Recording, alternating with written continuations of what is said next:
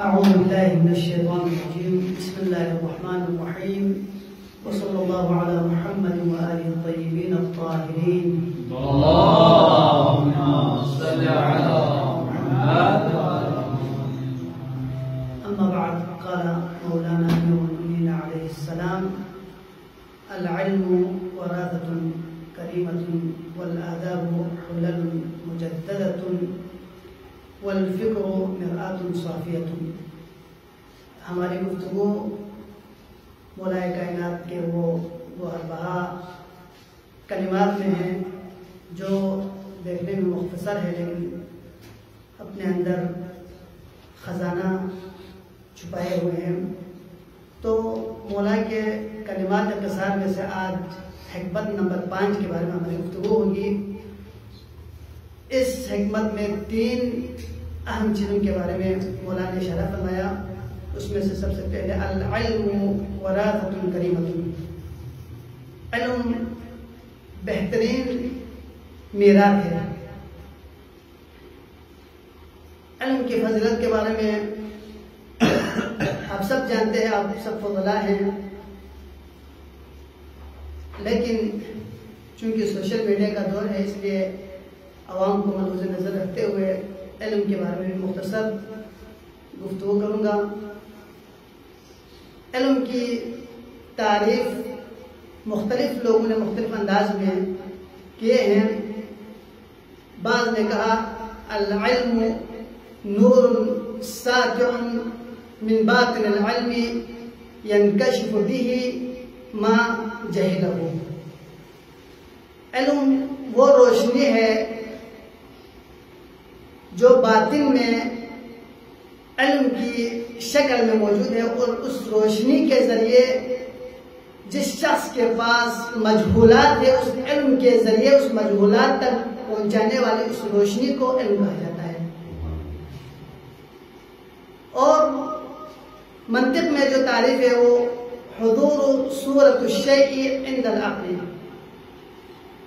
کسی چیز کا ذہن میں کسی چیز کی تصویر کا چھپنا یا کسی چیز کا ذہن میں نقش ہونا اس کو علم کہا جاتا ہے، جو پہلے اس کے پاس نہ ہو، جس سے وہ ناواقف ہو.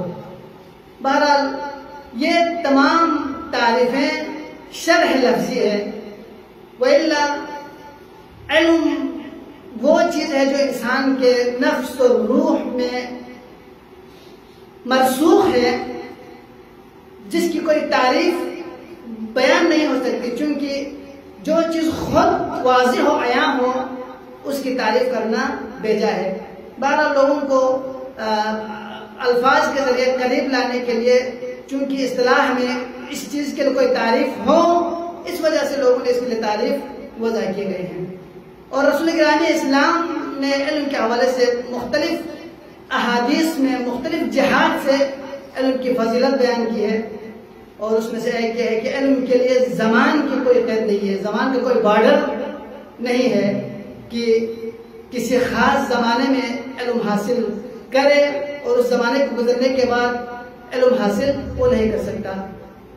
بچپنے میں وہ علم حاصل کرے لیکن جوانی میں علم حاصل نہیں کر سکتا، اور جوانی میں علم حاصل کرے بڑھاپے میں علم حاصل نہیں کر سکتا. بلکہ فرمایا کہ اطلب العلم من المہد الی اللحد. علم حاصل کرو ماں کی گودی سے لے کر لحد تک، قبر تک. یعنی علم کے کوئی خاص قید نہیں ہے، یہ زمانے کے اعتبار سے ہے. اور اسی طرح مکان کے اعتبار سے بھی کوئی خاص علم کے لیے بارڈر نہیں ہے، حدود نہیں ہے، تقیید نہیں ہے. یعنی آپ نجف میں علم حاصل کر سکتے ہیں، پاکستان جا کے علم حاصل نہیں کر سکتے. آپ علم حاصل کرنے کے لیے امریکہ جانا پڑے گا. ایسی کوئی بات نہیں. جہاں سے جس قدر آپ کو علم ملتا ہو آپ حاصل کر سکتا ہو، کسب کر سکتا ہو، علم لے لے. اس کے لیے فرمایا کہ اطلب العلم ولو کان بالصین. یعنی بعید ترین اور دور ترین جو مقام پیغمبر کے نزدیک تھا اس وقت، اس کی طرف آپ نے اشارہ فرما کر یہ واضح کر دیا کہ علم کے لیے کوئی خاص مکان بھی نہیں ہے، بلکہ علم جہاں سے بھی ملے علم حاصل کرنا چاہے.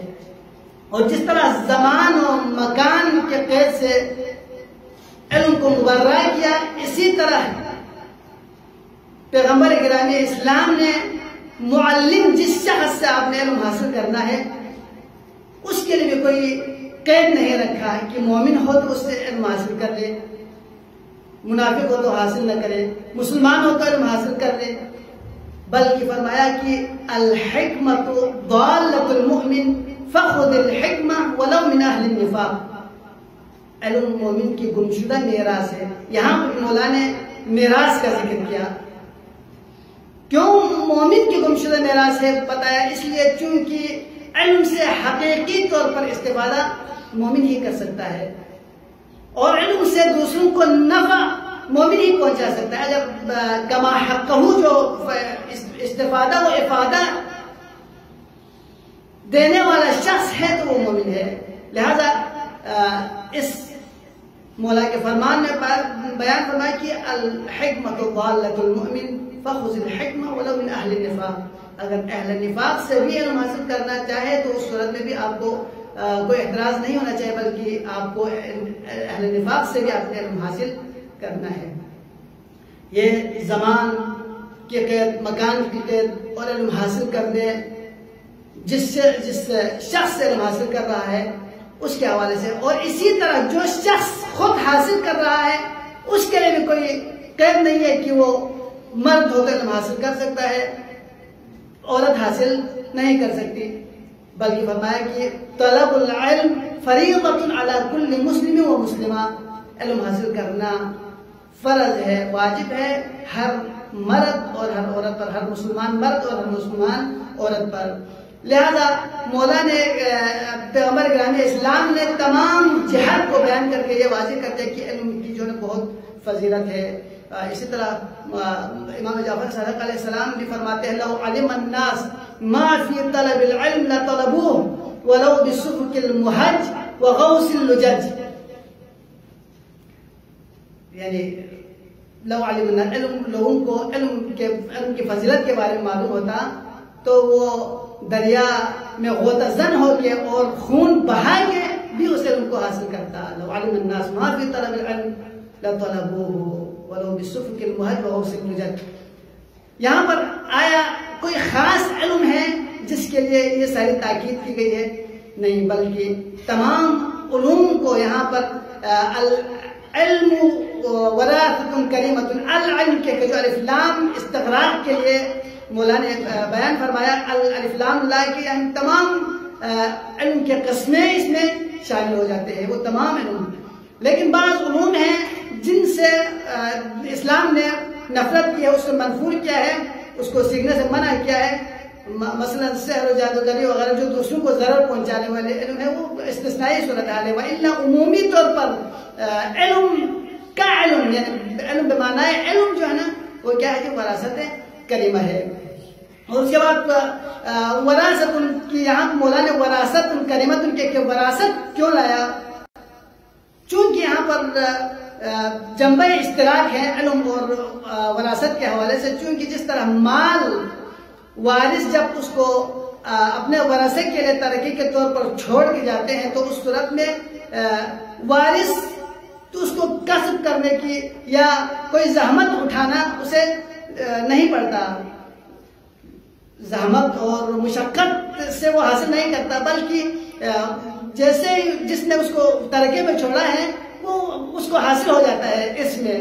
اسی طرح مال کے علم کے حوالے سے بتا دیا ہے کہ علم بھی جو ہے نا انسان ایک دوسرے کے لیے منتقل کرتا ہے, لہٰذا اس میں بھی زحمت و مشقت نہیں ہے. ظاہر نہ بھی کہ آپ لوگ سب آرام سے بیٹھے ہوئے ہیں اور جس طرح ہم بھی اساتذہ کے سامنے زانو تلمیذ تہ کہہ کے آرام سے بیٹھ کے علم حاصل کر لیتے, تو اس میں کوئی مشقت نہیں ہے.